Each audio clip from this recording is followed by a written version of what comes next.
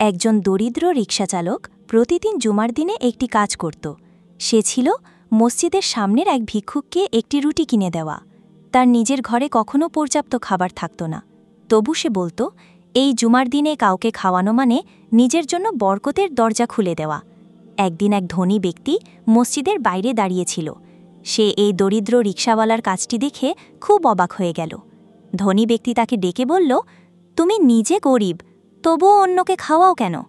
রিকশাচালক হেসে বলল, জানেন ভাই, আমি গরিব হতে পারি, কিন্তু আমার দোয়ার দরজা বন্ধ না।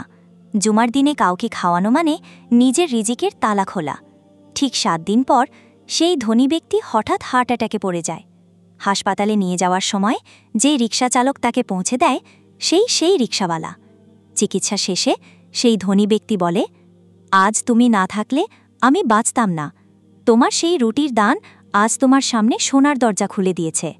সে তাকে একটি দোকান কিনে দেয়। রিকশাওয়ালা হয়ে যায় একজন সফল ব্যবসায়ী। জুমার দিনে ছোট দানও বড় রিজিকের দরজা খুলে দেয়।